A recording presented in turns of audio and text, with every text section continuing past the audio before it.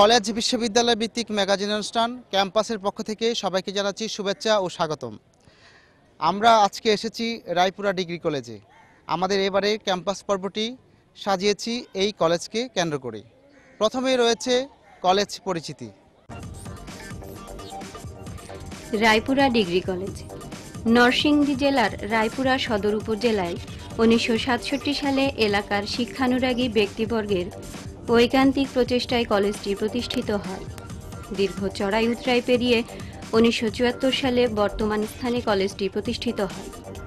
অত্যন্ত মনোরম ও খোলামেলা পরিবেশে কলেজটি অবস্থিত।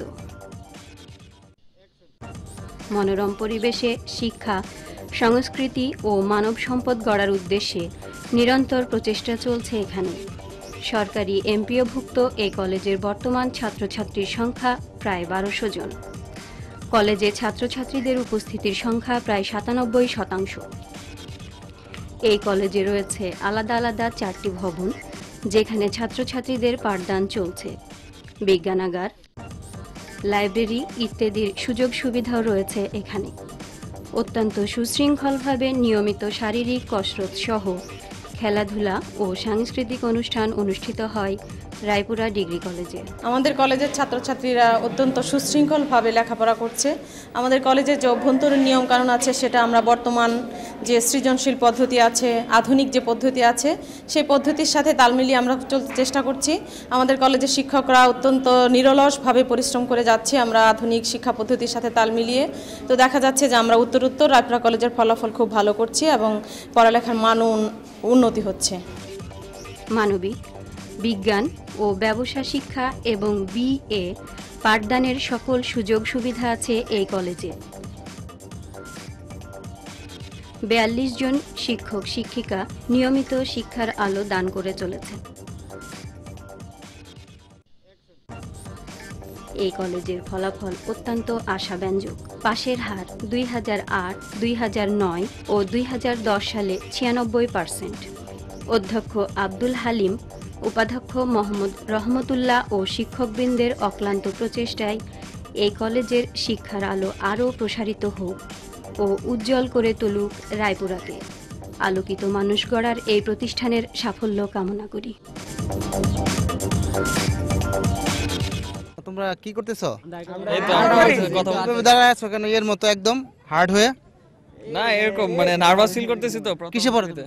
আমি এবার ইন্টার সেকেন্ড ইয়ারে আছি। তো তোমাদের কলেজের পরিবেশ কেমন?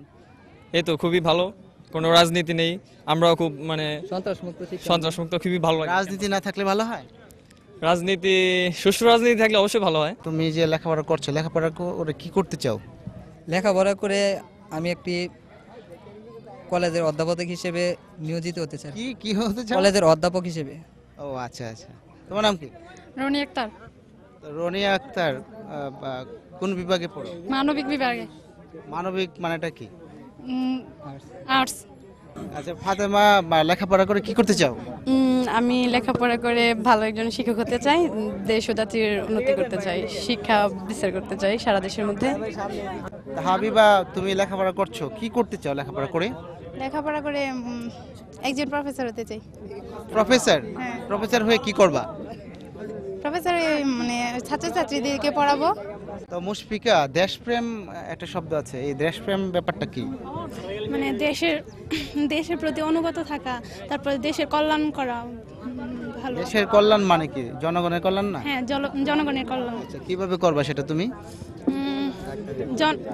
জনগণকে সব দিক দিয়ে সহায়তা করে, তারপরে তাদের প্রতি কল্যাণ। আচ্ছা, লেখাপড়ার পাশাপাশি তোমাদের কলেজে আর কি কি প্র্যাকটিস হয়? আমাদের কলেজে লেখাপড়ার পাশাপাশি খেলাধুলা, শরীরচর্চা, এভরিথিং খুব ভালো। কি খেলাধুলা করো? Football, cricket. ক্রিকেট খেলা পারো? হ্যাঁ, অবশ্যই। তোমার প্রিয় খেলোয়াড় কে? আমার প্রিয় খেলোয়াড় সাকিবুল হাসান। সাকিবুল হাসান। হ্যাঁ। তোমার নাম কি? সাদ্দাম হোসেন। সাদ্দাম হোসেন। সাদ্দাম হোসেন মানে অন্য একজনের নাম আছে যা বিশ্ব পরিচিত। কে সে? ইরাকের প্রেসিডেন্ট ছিল। তোমার নাম কি ওর নামে রাখা হয়েছে? মনে হয় ওর নামে পাশাপাশি বয়স ছিল, তাই বাবা মা রাখছে। ছেলের জন্য হোস্টেলের ব্যবস্থা আছে, মেয়ের জন্য হোস্টেলের ব্যবস্থা আছে, খেলাধুলার ব্যবস্থা আছে। খুবই নিরিবিলি পরিবেশে প্রতিষ্ঠিত রায়পুরা ডিগ্রি কলেজের রয়েছে সুদীর্ঘ ইতিহাস ও ঐতিহ্য। লেখাপড়ার পাশাপাশি এখানে স্টুডেন্টরা বিভিন্ন রকম সাংস্কৃতিক কর্মকাণ্ড করে থাকে। আমরা এই পর্যায়ে এই কলেজের ছাত্রছাত্রীদের অংশগ্রহণে দেখব কিছু সাংস্কৃতিক কর্মকাণ্ড।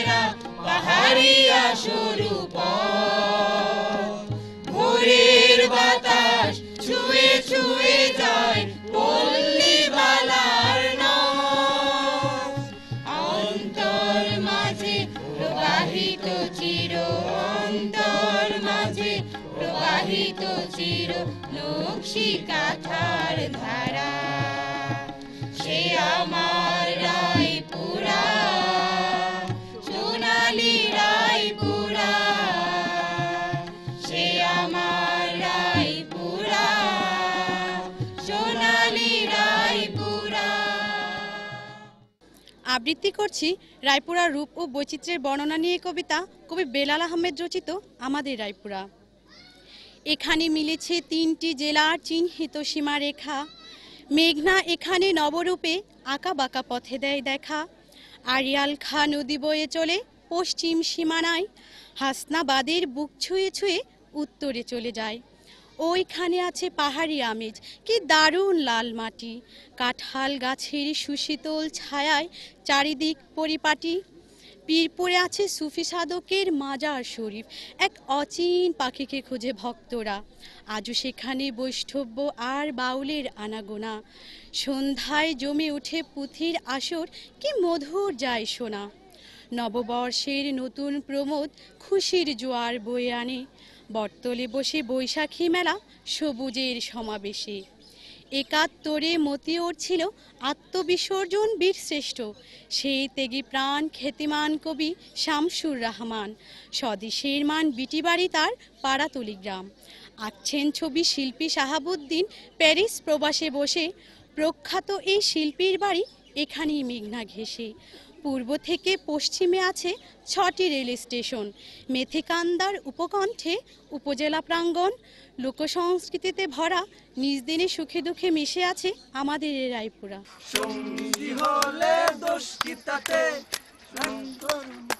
তোর মনে হয় দোস্ত ময়না পাখি, ও আমার ময়না পাখি, একসাথে কই যাও? ময়না, এই নাও আমার ভালোবাসা লাল গোলাপ। তোমার একবার পাইলে বুকের ভিতরে আটকে রাখতাম ময়না। এই মোবাইল নাম্বারটা দিয়ে যাও, একটু কথা কমনে রাইতের দিকে। ওই রিয়া দাঁড়াও, তোমার সাথে আমার কথা আছে। রিয়া, তোমার সাথে তো আমার কোনো কথা নাই। I love you Riya. I hate you. পা ছাড়ো। আমার ভালোবাসার কথাটা তুমি শুনে যাও। Yes, okay. ভাইয়া,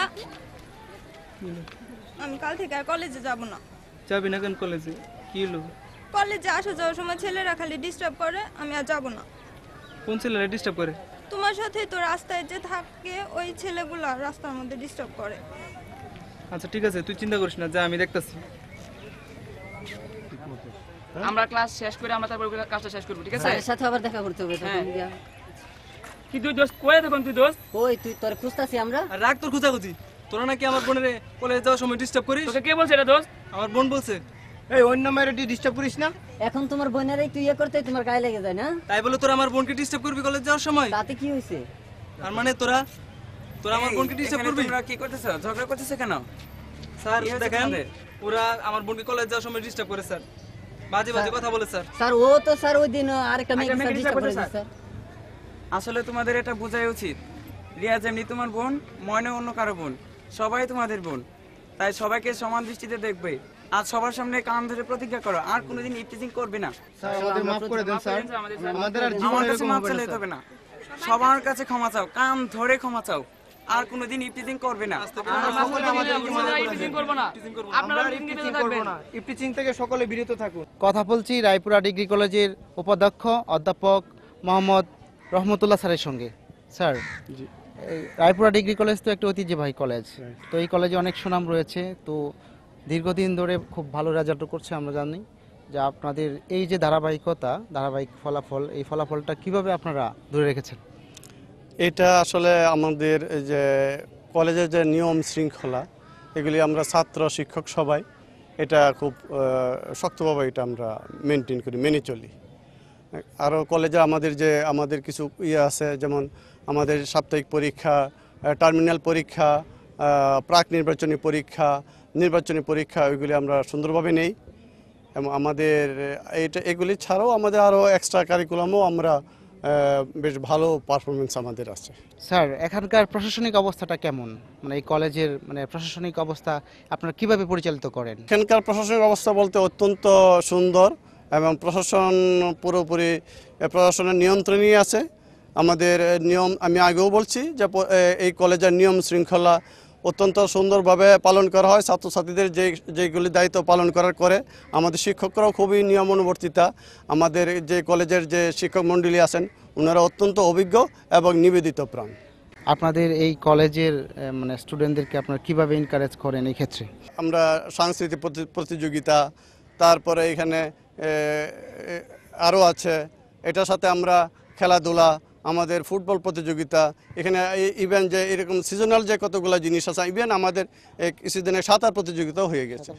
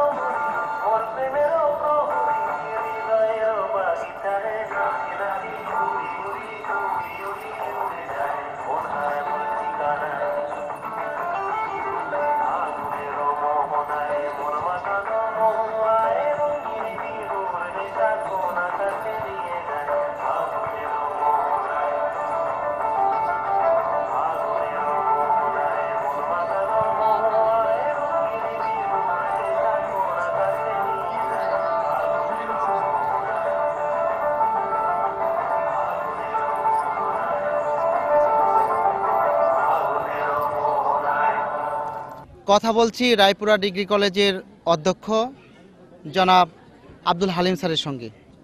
স্যার, রায়পুরা ডিগ্রি কলেজ একটি স্বপ্নের নাম। অত্র অঞ্চলে রায়পুরা ডিগ্রি কলেজের অবদান অনস্বীকার্য, আমরা জানি। তো এই যে রায়পুরা ডিগ্রি কলেজ, এই ডিগ্রি কলেজ সম্পর্কে আপনার অনুভূতি? আমি তো এই কলেজে আসলে প্রভাষক হিসেবে চাকরি নিয়েছি 1977 সালে আর কি। তখন থেকে এটা ডিগ্রি ছিল আর কি। 1972 সালে এটা বিএ বিকম এই কোর্স এখানে চালু হয়েছে এবং এটা বর্তমানেও চালু রয়েছে আর কি। তা আমাদের এই কলেজটা আগে ছিল আমাদের ওই যে পূর্বের যে জায়গা ছিল আমাদের নিজস্ব, ওখানে পরবর্তী সময় 1984 সালে আমরা এটা এখানে শিফট হয়েছি। শিফট হওয়ার পর আমাদের তখন একটা বিল্ডিং ছিল, দোতলা বিল্ডিং। পরবর্তী সময় আমাদের এই পরবর্তী যে বিল্ডিং আপনারা দেখছেন সেগুলি আমাদের স্থাপিত হয়েছে আর কি।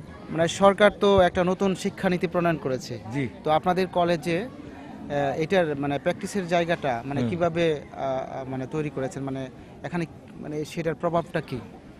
না, বর্তমান যে শিক্ষামন্ত্রী তিনি তো শিক্ষা বিস্তারের ব্যাপারে এবং শিক্ষাকে আধুনিকীকরণ পাশাপাশি মানসম্মত শিক্ষার জন্য উনি অনেক পদক্ষেপ গ্রহণ করেছেন আর কি। তো সেই পদক্ষেপের মধ্যে যে ছাত্রদের নিয়মিত আসা যাওয়া, শিক্ষকদেরকেও নিয়মিত উপস্থিত থাকা, পাশাপাশি শিক্ষকদের জন্য আলাদা বেতন স্কেলেরও ঘোষণা ইতিমধ্যে আসছে। এবং আমরা চাই যে এই দেশে একটা মানসম্মত শিক্ষা আসুক এবং আন্তর্জাতিক পর্যায়ে আমাদের ছাত্ররা, আমাদের সেই ছেলেরা যে আন্তর্জাতিক পর্যায়ে যে কম্পিটিশনগুলি হবে সেই কম্পিটিশনগুলিতে তারা টিকবে আর কি। কলেজটাকে আমরা একটা অনার্স কোর্স চালু করার জন্য আমরা ইতিমধ্যে সিদ্ধান্ত গ্রহণ করেছি। আমাদের একটা একতলা ভবন রয়েছে, এটা হয়তো আমাদের যে মাননীয় মন্ত্রী মহোদয় উনি আমার এই কলেজের সভাপতিও বটে আর কি। উনি বলেছেন এটা এই বছরই দোতলা হয়ে যাবে এবং দোতলা হয়ে গেলে আমরা 4টা বিষয়ে অনার্স খোলার জন্য ইতিমধ্যে আমরা কলেজ কমিটির পক্ষ থেকে সিদ্ধান্ত গ্রহণ করা হয়েছে আর কি। এবং বিল্ডিংটা দোতলা হইলে আমরা এখানে অনার্স কোর্স চালু করব। হয়তো পরবর্তী সময় অনার্স চালু হইলে সেখানে আবার মাস্টার্সও চালু হবে আর কি।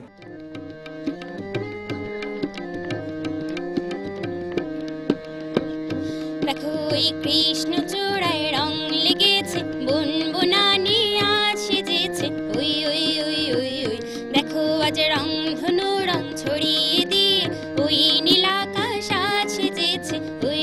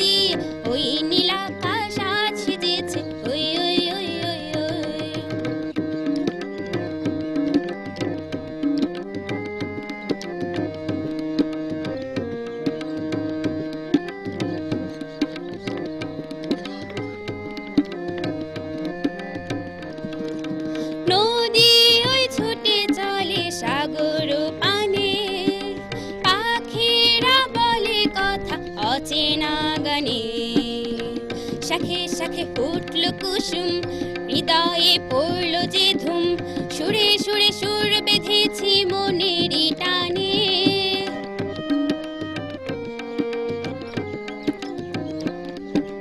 নদী ওই ছুটে চলে সাগর পানে পাখিরা বলে কথা অচেনা গানে শাখে শাখে ফুটল কুসুম হৃদয়ে পড়ল যে ধুম সুরে সুরে সুর বেঁধেছি মনের টানে কি যে কি হলো লাগে ভালো যা দেখে দু চোখে আহারে দেখো এই কৃষ্ণ চূড়ায় রং লেগেছে বুনবুনানি আছে যেছে ওই ওই ওই ওই ওই দেখো আজ রং ধনু রং ছড়িয়ে দিয়ে ওই নীলাকাশ আছে যেছে ওই ওই ওই ওই ওই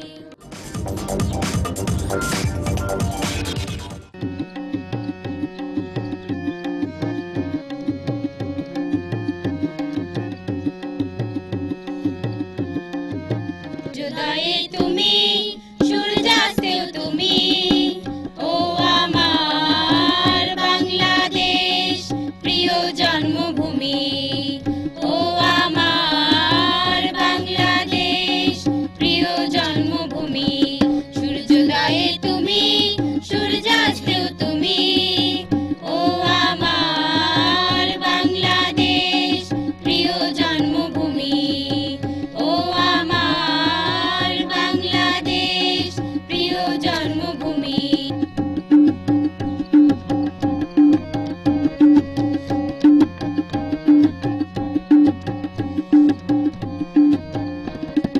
ধানসিঁড়ি নদীর তীরে তোর মুষির কাকন যেন বাজে ও কাশবনে ফুলে ফুলে তোর মধুর বাসর বুঝি সাজে তোর একতারা হাই করে বাউল আমার সুরে সুরে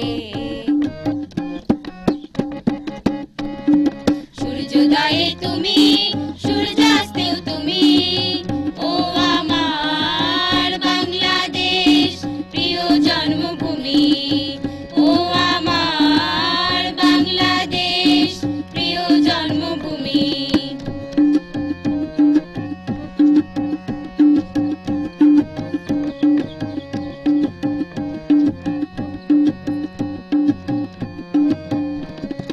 আঁকা বাঁকা মেঠো পথে তোর রাখাল হৃদয় যেন বাজে ও পান্দু কাকা দিঘির চলে তোর সোনার স্বপন খেয়া ভাসে তোর এই আঙিনায় ধরে রাখিস আমায় চিরতরে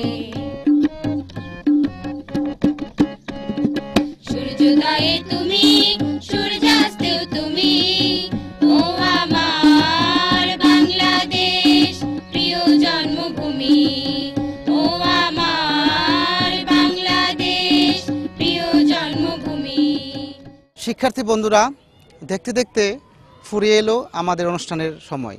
হ্যাঁ, দেখা হবে আগামীতে অন্য কোনো কলেজ কিংবা বিশ্ববিদ্যালয়ে। সেই পর্যন্ত ভালো থাকুন, সুস্থ থাকুন। সবাইকে ধন্যবাদ।